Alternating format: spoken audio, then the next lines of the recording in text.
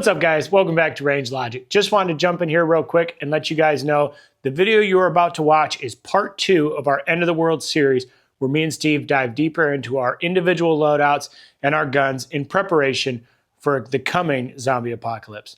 Thank you guys for sticking around. Hopefully you enjoy the video, and I'll see you guys in the comments.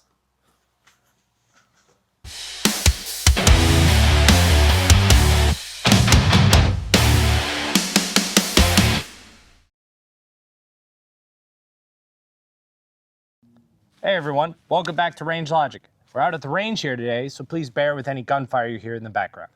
And with that being said, we're going to start off with some drills with the 416 and the Mark 18, kind of work through our kits, and we'll go from there. So we're going to start off with some basic drills. Let's get right into it.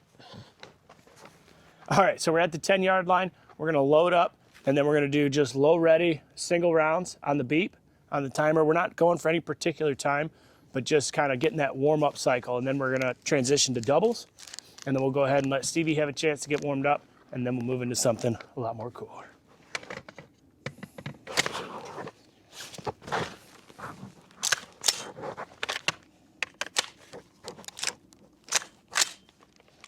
Always make sure your gun's loaded. Shooter ready?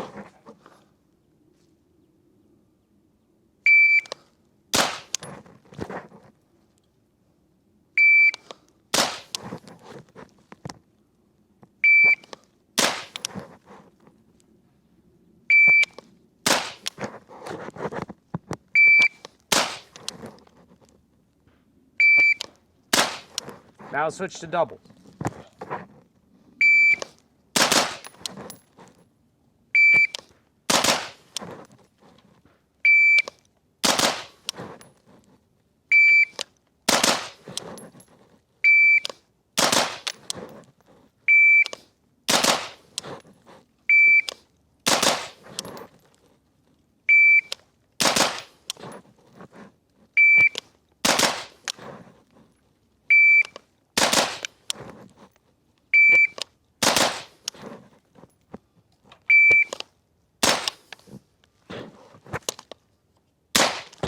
Now it's empty.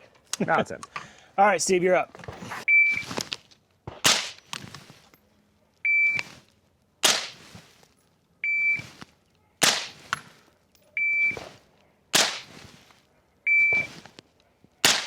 All right, doubles now.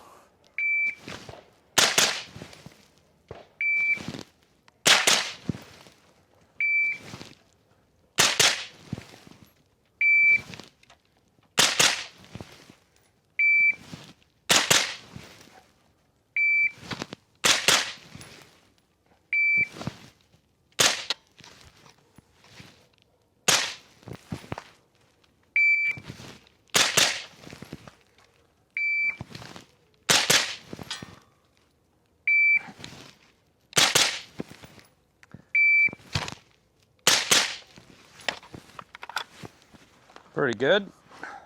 What do you think? Not the best shots. No. So there's our target there. Yeah, mostly A's, obviously got a couple over here. Yep. And then this was my target here. All A's. All A's for me. Yeah. All right, next thing. All right, guys, we're going to work on some 1R1s. We got one round loaded up in this mag, and then we're going to pull off of the belt, and then we reset a couple times. We'll grab off the plate carrier too. Notice I have my ammunition facing a little bit of either direction. Going to run both directions and kind of see what works best for me, what I feel more comfortable with. Because at the end of the day, that's all that matters, how I feel comfortable reloading my gun, whether that's how the rest of the world does it. If I feel better about it and I'm quicker with it, that's all that matters. Stand by.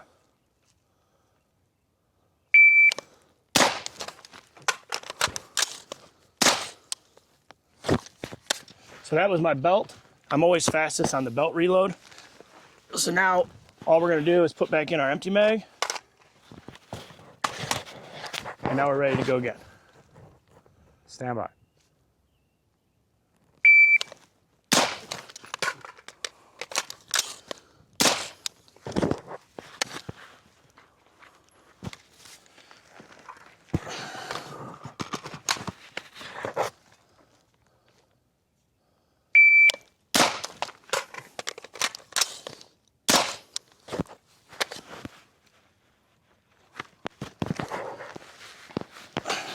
First shot, 7.7, split 2.95.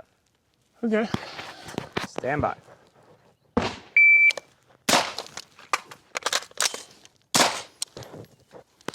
First shot, 0.90, split 2.47. 2.47? Correct. So a quarter second reload. Yeah. Stand by.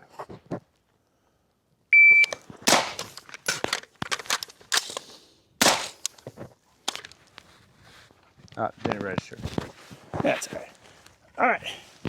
Now we're going to grab off the plate carrier. Stand by.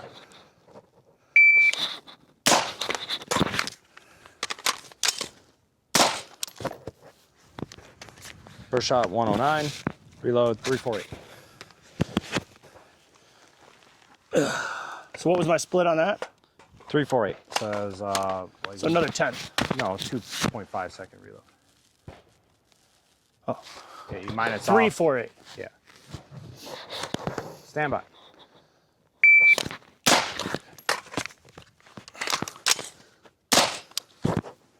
Three, 4, 6.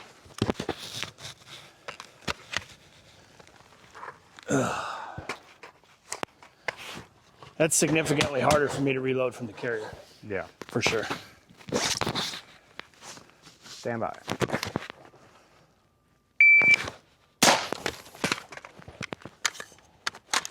Gun's getting heavy. Gets heavy holding it. Gun gets heavy after a second.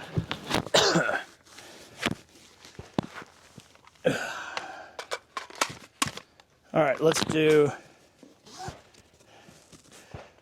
Let me just turn this one around. Yeah.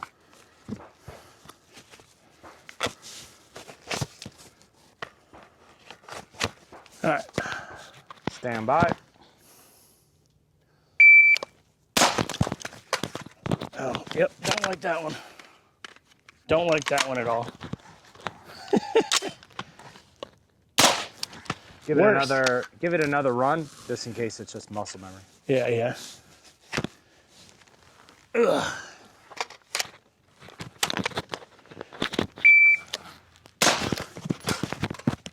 Nope, nope. Don't like it at all. Yeah. All right, so I have found that I like my rounds facing to my left. It just seems like it kind of works for the way I like to reload. But, whew, I mean, just those couple drills, I mean, it's a lot when you're actually here practicing just the fundamentals. Draw, reload, working on that. It's a lot of work, and this is what takes time, and this is the important thing to do. So, Steve, you're up. Let's see what you got. Time to do 1R1s. I hate this. Stand by.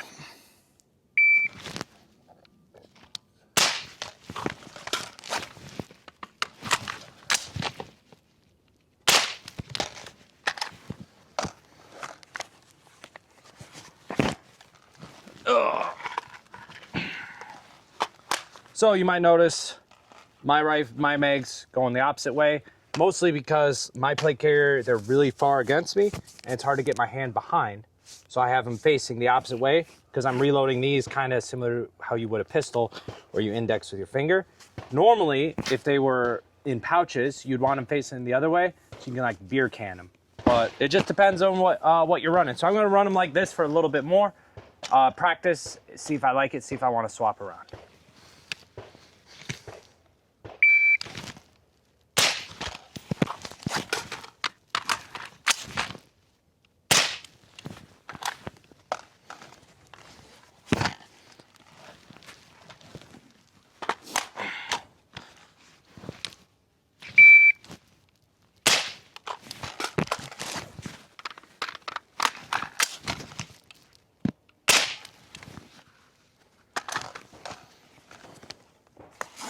It's not even registering on the timer.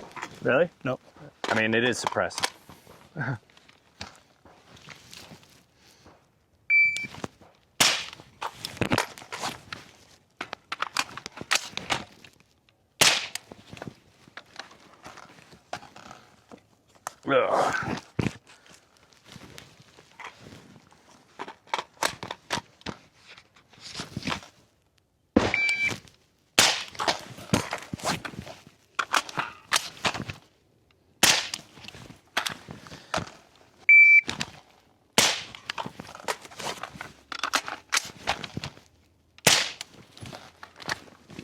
Ah, my mag.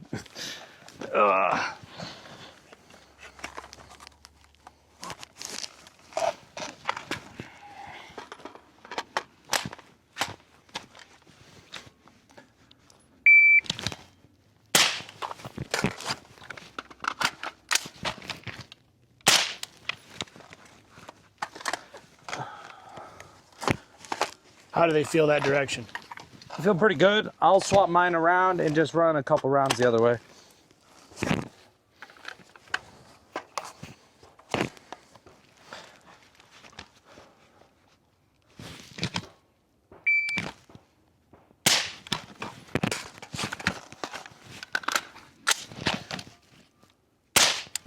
So it's fine that way, but it's hard to beer can them. Try one more. Just try one more. Like, to grab it like this is difficult to get my thumb behind it because they're so close.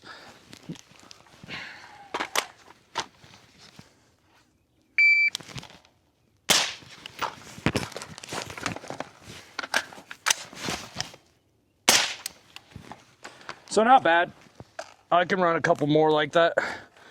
Just try it out.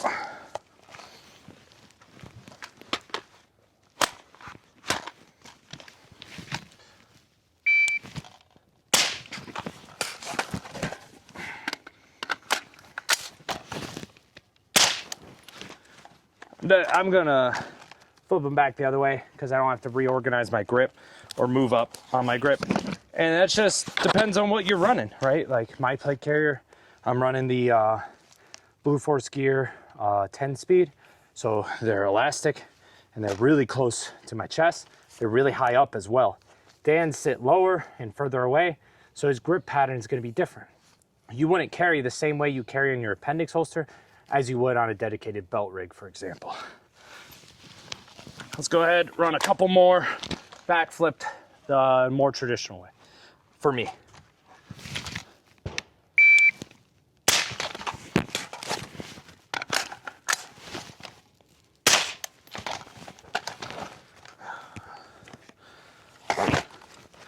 We'll keep going until this bag's empty. All right.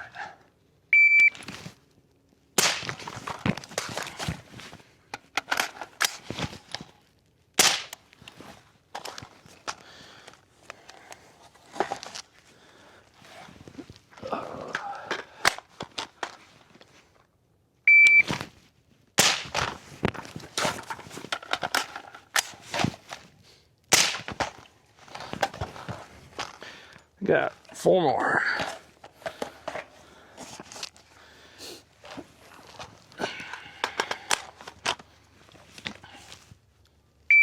All right, hold on. I was unsafe.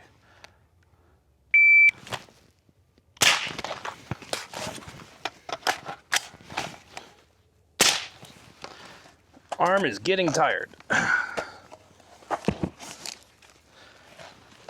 That's what I get for building a 10-pound rifle instead of a lightweight rifle.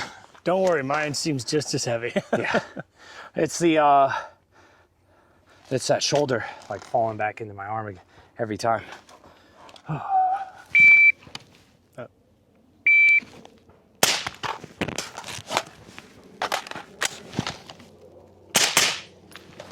There we go.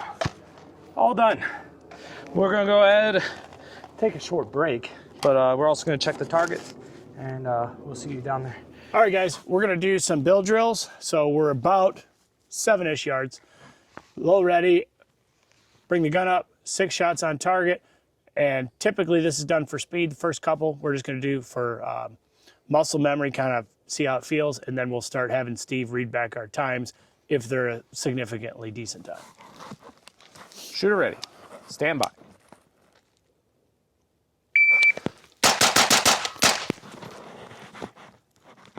Stand by. .85, first shot. Total. 1.6. 1 point what? 6.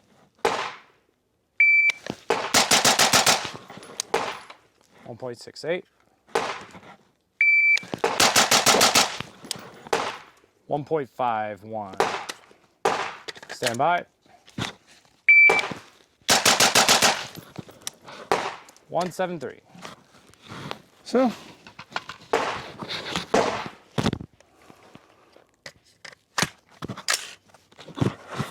Stand by. 188.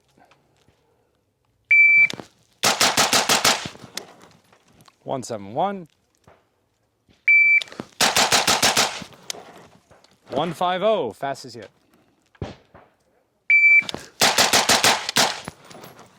169. 178. Woo, buddy. Look at that heat color on that. That's steamy. It is smoking. We're gonna let this cool down a second, and then Steve's gonna go ahead and do the same.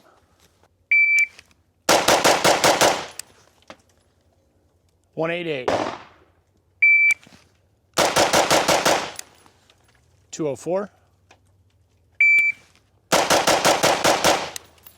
Those 7 shots, 205. Yeah, it's hard. 168. Only 5 shots. I evened up. Yeah. 199. There we go. Not horrible. Could be better though, but not horrible. You know, just test out the trigger. This is a, you know, different style of trigger. I definitely think it lends itself to longer range, but as you can see, you can shoot plenty fast enough with a bill drill with just training, right? Like that's all this is training. If you aren't out here training, you're wrong, basically. That's what we want to emphasize here is we got these fancy new rifles. Come out and train, even if it is just, hey, we're gonna do a couple shots here, a couple reloads. You saw that, doing 15 reloads back to back. It's exhausting, but it's good training, right? That's our end goal here. So we're gonna kind of close up this video. We're gonna talk about our philosophy with shooting, kind of like what we're doing with our kits. So you can kind of get an idea, but we'll see if we got any more other shooting left for you, and then we'll get into that.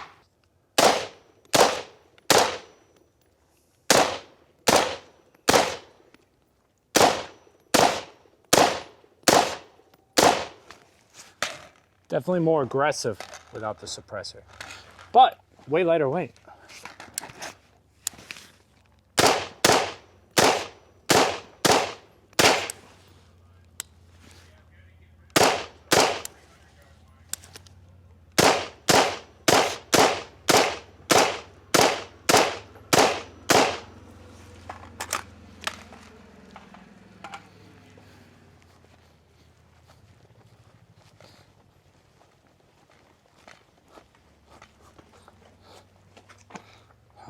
Don't record that.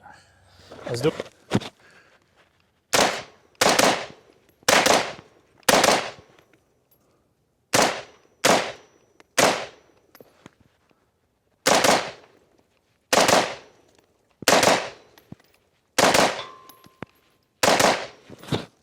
That's pretty nice, Yeah. especially with the brake, and it is way lighter. It feels way more balanced. Yeah. So that's pretty awesome. All right, now some of y'all may have seen in the video, we're kind of wanted to go over our kits here at the end, but I just wanted to show you real quick. So I got my spares on my kit. So I'm a big believer that your belt and your kit need to have one of everything minimum. So your kit should have pistol reloads, your belt should have a rifle reload. So one of the designs of this kit is to have my pistol reloads right here on my weak side. So I know I'm carrying right-handed right now. That's, you know, neither here nor there. I don't have my combat belt or any of that. So I just threw on whatever holster I had. But normally I'll be carrying with my left hand, and then I reload from this side, that weak side on the cummerbund. Some people say don't load anything on your cummerbund. Other people say, oh, it's fine. So I just kind of wanted to do a couple of 1R1s and kind of show you how this works.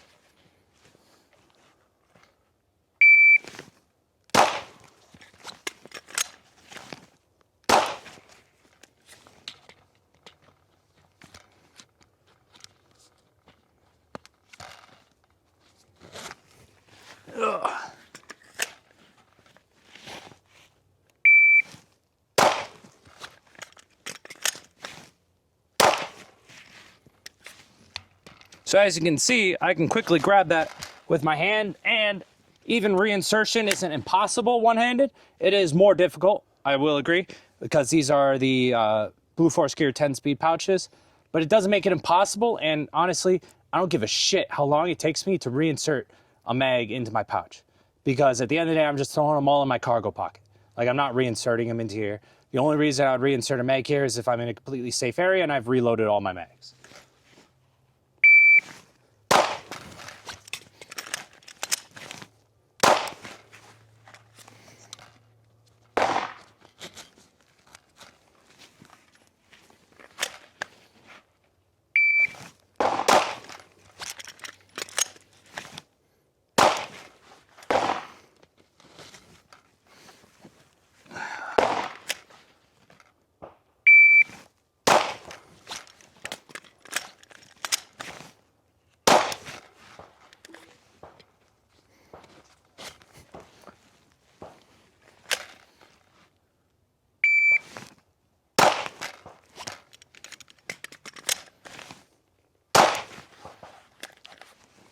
You'll notice not every reload's perfect, but that's why we train.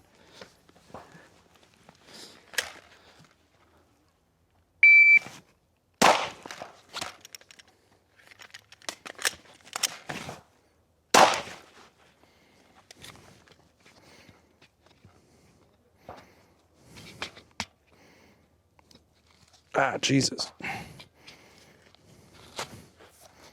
It's a speed reload, not a speed reload to the vest. Yeah.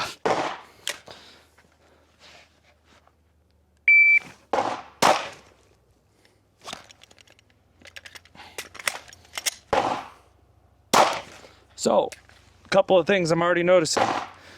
First thing I'm doing when I get home is I'm swapping the mag release over to the right side of the gun so I can reload left-handed. Because right now I'm using my index finger.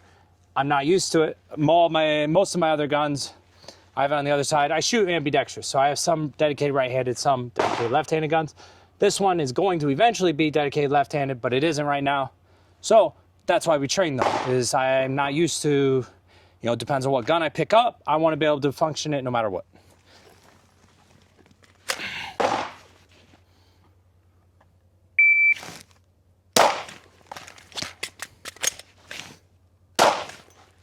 There we go. All out, that is, what is that? 17, about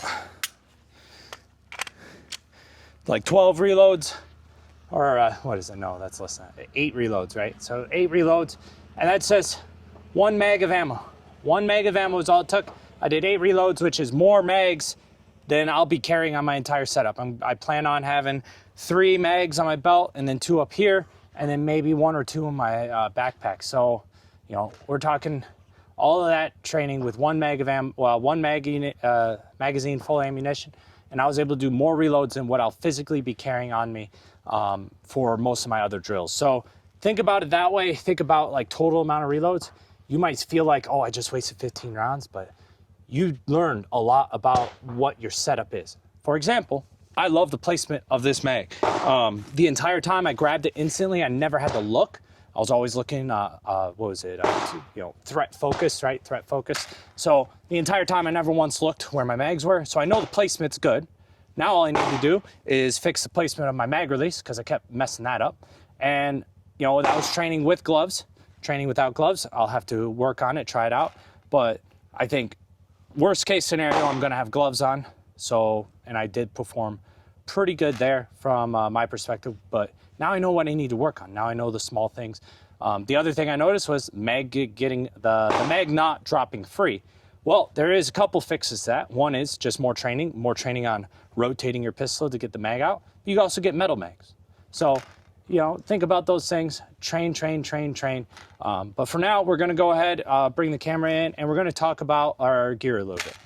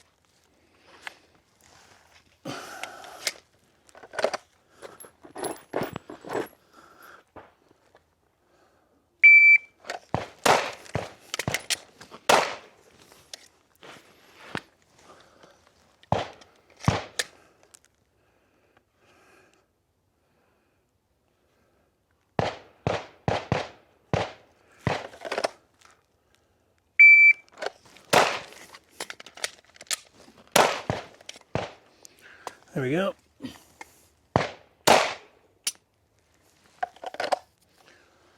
There we go. That's how you do it. Like Steve said, we were able to get a lot of practice with just using 2 magazines worth of ammunition. We practiced plenty of reloads. And obviously, if you're just going to a dedicated pistol range, and this is the kind of stuff you're doing all day, you're gaining a lot of valuable information very quickly. One thing that I had previously learned, and that's why I positioned this particular magazine as my reload, the extended mags are cool, they're awesome, but it changes the distance from the base of your palm to the release of your gun, or even fully seating that magazine. And I've had some situations where I'll go to reload that magazine and I feel like I am forever away from the side of the gun. So it's just kind of a personal preference. Sometimes I like to have a more flush mag, whereas this one is huge. When I go to put this in, I'm really far away from the gun. So sometimes having a more flush magazine, you might be able to get that faster reload. But my magazines, I run all on the belt. And yeah, it's just intuitive for me. So I haven't had any added to the cummerbund yet.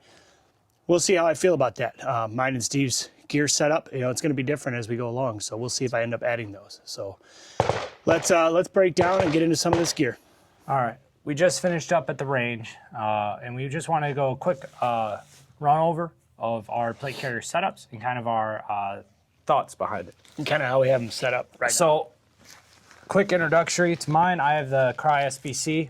Their SPC is made out of their laminate material, so it's similar to like Squadron B-52 material.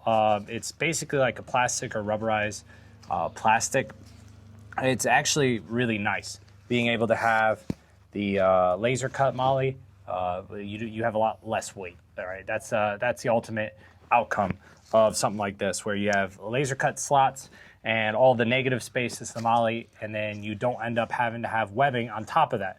The other benefit of the SPC is that you can dunk it completely underwater and no water stays inside of the webbing. So there's no waterlogging capability on it, so it stays lighter through water. That's the design concept. A couple of things I did to it, or I've gotten done for it, is I'm running their supported Cry cummerbund. So this one has a basically like rubberized or Kydex style liner inside of it, and this just helps support the carrier when you're wearing it. So when you insert that, you still have your standard Velcro cummerbund, and then this comes down, secures on top of it, and buttons at the bottom. But what that allows is this to maintain its shape around my sides, and it adds rigidity. It honestly makes it a lot more comfortable to wear. It also, since I'm using Cry's cummerbund and I'm using their Cry shoulder straps, I still maintain the emergency doffing, so I can pull on this strap and pull on these black straps right there, and the whole thing comes off.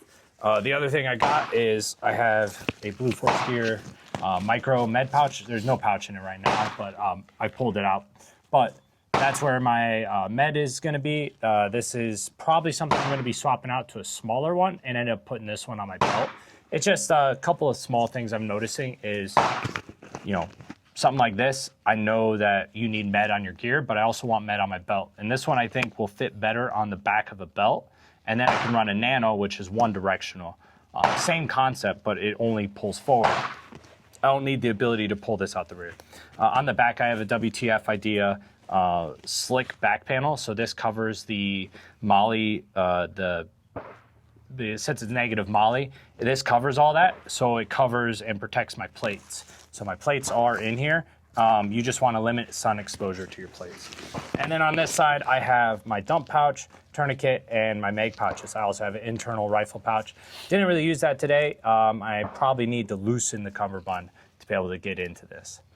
That's the overall setup I have for now, but it's always going to be changing. As you saw today, I was playing around with it, adjusting how my mags sit, things like that. Let's go ahead and get into Dan's, and he can kind of show his design philosophy. So mine, I have no philosophy. No, mine is the Cry Precision JPC 2.0.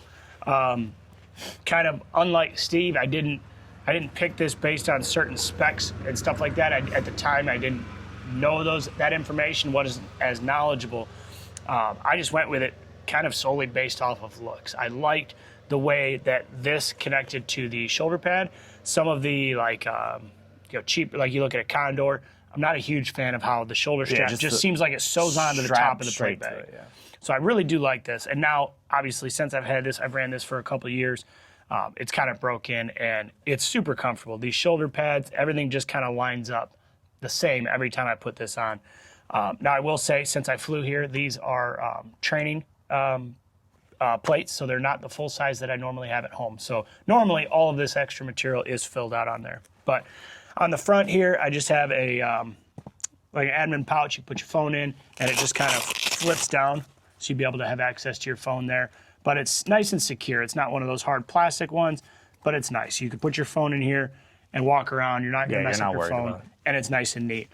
And then I did the STAC 3 across rifle mags, and I did mount them as low as possible just to allow for ease of reloads, kind of like how yours are up a little bit higher. I just dropped them down, make it a little bit easier. So I swapped the cummerbund to, I forget what brand this is, but this is not Cry Precision cummerbund, but I did add the tubes, so then I no longer have to pull this up.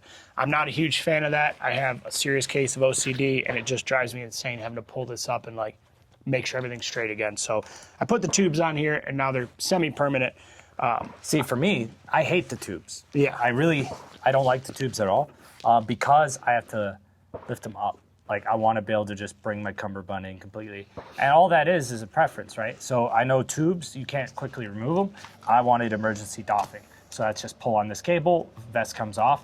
Tubes don't have that ability, but they are fast, but they don't have emergency doffing capability. Also, that's something that I had as a requirement for my kit, was there's certain things I required.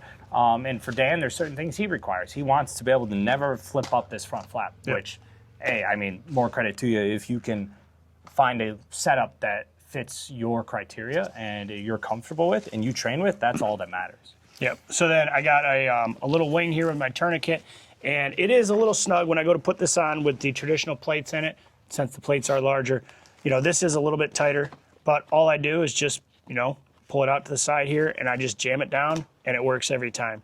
And then around this right side, this is a suppressor holder, but I typically just store a tourniquet in here because I don't typically run like a full kit with a suppressor on my pistol. This, I guess, would be something along the lines if you were hiking or something, but even then, I'd probably just put my suppressor in my backpack. I don't see emergency need for a pistol suppressor. Rifle suppressor is just going to be on the rifle, so I'm never going to have it on the actual side of my case. Working around in the back here, I do have the zip-on pouch here. So this, you can put a bladder in it, you can put an MRE, I mean, pretty much anything you need to in the back of this pouch. And it also covers up the, mine is not exposed plating, but it does have You have the exposed cummerbund lacing. Yes. So you generally don't want to leave that exposed if you're hiking in the woods, things like that, just because it's going to get caught. Or, where we're at down south, there's just 1,000 thorns. Yeah. And that's all going to get caught on your cordage on the back that holds your cummerbund. You kind of want to make it like slick as possible. Yeah. So I have that on there, and we'll throw some stuff in there. Back at home, I could see myself throwing a Camelback in here and just being able to drink cold water all day would be awesome. Yeah, so that'd be nice. And then on this side, I pretty much have it slick right now. And then I just have another wing. I could put a rifle, radio, or another tourniquet on this side if I so choose. But and then I do have another tourniquet down at the bottom. So currently I'm running 3 tourniquets, which is a good thing. Typically you want a tourniquet for every appendage. So I would still be down 1 tourniquet. In theory, that would be on my belt at some point in time. So yeah, I mean, it's a great carrier. I think Cry Precision, obviously makes some top tier quality products. I don't think there's any denying that. But don't think that just because we both bought Cry carriers means you have to buy a Cry carrier. No. The reason I bought mine is completely different to the reason Dan bought his. Yeah. And then mine was solely off of looks. I just looked at it online. I was like, I like the way that looks. Yeah. And I figured everything else out along the way as far as what works. I went through a couple of these front placards. The first one I had, I didn't like. The mags went straight into the part that flips up, the actual flap. So then I added the additional plaque so they're out farther because I like that. Whereas Steve went with more of a low profile look. Yeah, I went with the Blue Force gear setup, mostly because I'm a huge sucker for Blue Force gear and anything they make. But also, I really like their design. I needed everything to be flat. So if I remove all the mags and everything needs packed flat.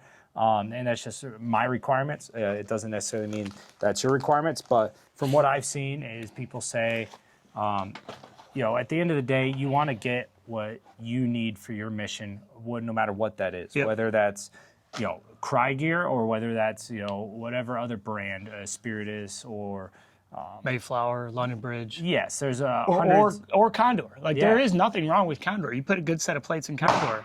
At the end of the day, you can train with anything. It doesn't need to be approved. The gear we're building is obviously going to be combat rated gear, but you can train with non-combat rated gear while you're saving up for that. So if you go and buy a $50 Condor plate carrier, and that's all you run, it still will hold plates. So anything that can hold plates is a plate carrier in my book. Yeah. So it doesn't matter what it's rated for, doesn't matter any of that.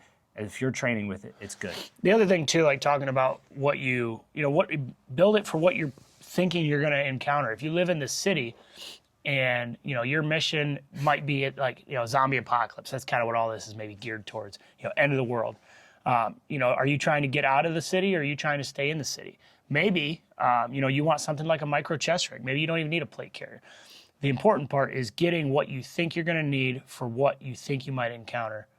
Kind of planning for the worst, but building that setup based along that criteria that you've set up previously, you know. Exactly. Some people might not, you know, really feel like they need a back plate, so they just want to go with a chest carrier with just a plate, you know, a small little dump pouch with 3 rifle mags or PCC mags. Maybe they're running a PCC and stuff like that. So really sitting down with pen and paper and write down what your goal is. You know, I mean, are you going to go out into the woods and you need capability to start a fire to, you know, like long term survival. Yeah, if you're looking at some of these recce rigs, they're going to be built out to have, you know, fire starting gear, bushcraft gear, but then it's also going to have 15 mags across the front. Yeah. So it depends on what you're trying to build for. So just keep that in mind. At the end of the day, it doesn't matter what gear you get. It doesn't matter what gear you get. Train with it. Right. At the end of the day, get out there, get your training done. If you have any questions, please put them down in the comments about any of the gear we have. We're going to be going more in depth once we get more stuff set up for them, get our you kind of get to this sense where you buy your gear and you're putting it together. You're like, all right, it's complete. Yeah. So once we get to that complete part, we're going to pull this gear back out and kind of talk to it. We would have had it for a year, and maybe a year or more. We would have had some of this gear, and then we get a kind of tell you all the pros and cons, what we think, what we would change. Yep. So if you have any questions about this gear, let us know in the comments, and please go ahead and ask away if you have any questions about any gear you're getting soon. Yep. Go ahead and hit the like button. Comment what would be your favorite plate carrier company. Yeah. Comment your favorite plate carrier. Let's start a war in the comments. Yeah. And hit the subscribe button, turn the bell on so you don't miss parts of this series as we continue to break down this gear even a little bit independently. And yeah, we're super excited to show you what we got coming up. Yep. And as always, have a nice day.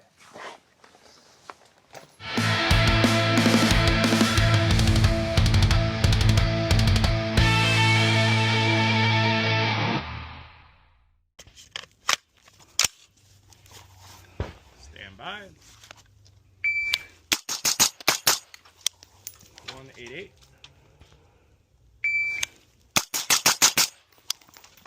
171. 150. Fast as you. 169. 178. Woo, buddy! Look at that heat color on that. Yeah, it's steamy. It is smoking.